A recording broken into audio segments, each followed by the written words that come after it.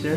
I am Mr. Jobaho from Biasong San Isidro Leyte, your BSA and freshman student of Leyte Normal University San Isidro Campus under Entrepreneurial Behavior Management subject. Here is my video recitation presentation to the following task.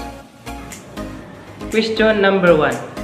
What factor affect the culture of organization? There are several factors that affect the organization culture. The first and the foremost factor affecting culture is the individual working with the organization. The employees in their own way contribute to the culture of workplace.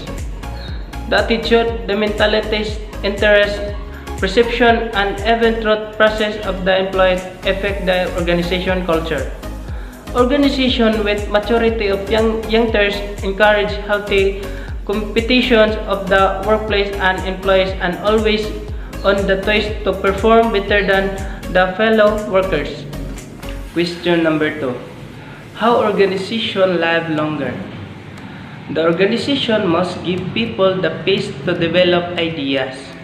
Leaders who achieve exceptional organizational success think definitely about their enterprises, their goals, and their long-term success.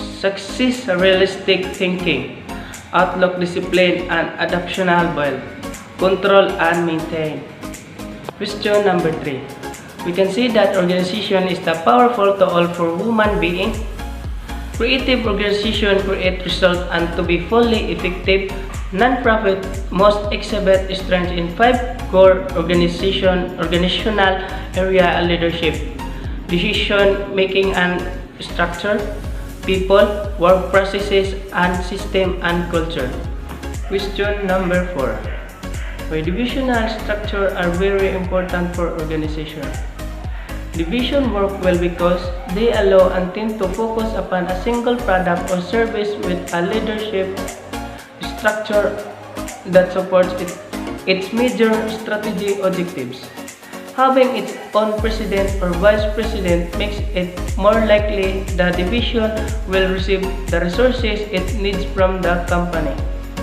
Also, a division's focus allows it to build a common culture and spirit to corps that contributes both to higher moral and a better knowledge of the division portfolio.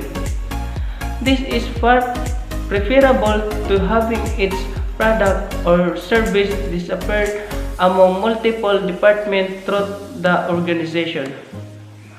Question number 5. Give the different role and function of line and staffing of organization. Line function is the one which is directly involved in the core work of the organization.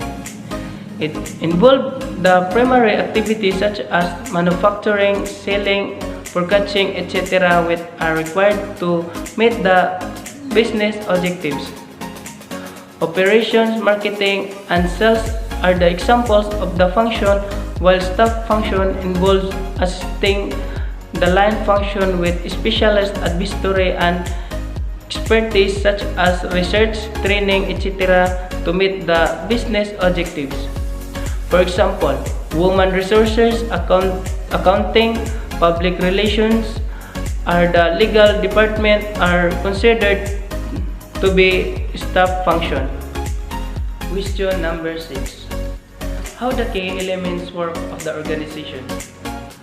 Common purpose unifies employees or members by giving everyone an understanding of the organization, mission, strategy, and values. Coordinated effort is the organization of individual effort into a group or collective effort. Question number 7. What are the employees' role in the organization? Employees have a responsibilities towards their employers even if they work part-time or don't have a written contact with their employers.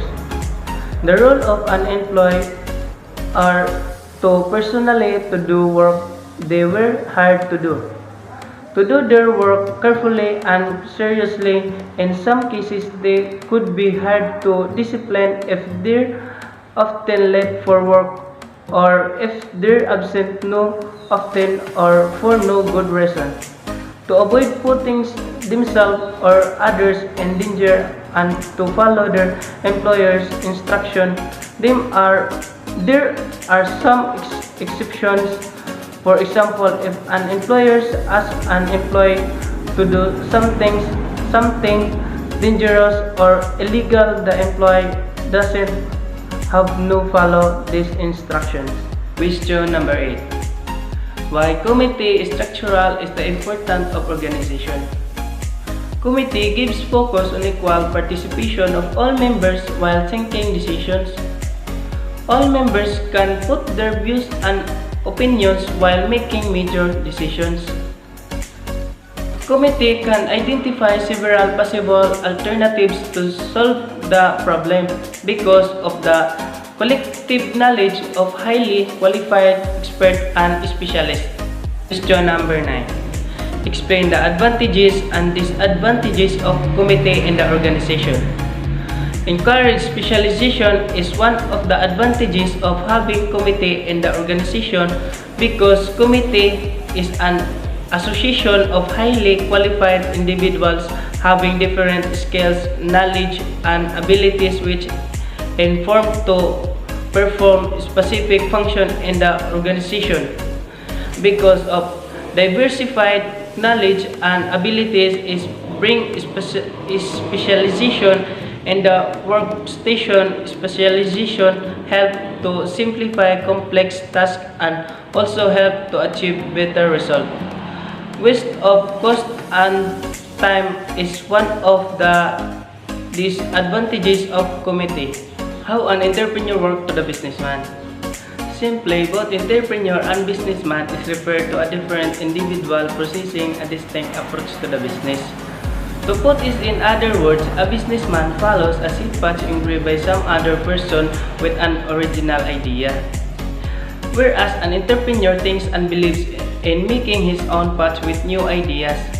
In the future, an entrepreneur can become a businessman. However, between businessman and entrepreneur, there is a thin line difference. Businessman is a market player, whereas the entrepreneur is a market leader.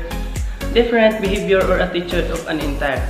The most common behavior or attitude of an entrepreneur is they are positive, self-thinking, creative, professional, also and knowledgeable.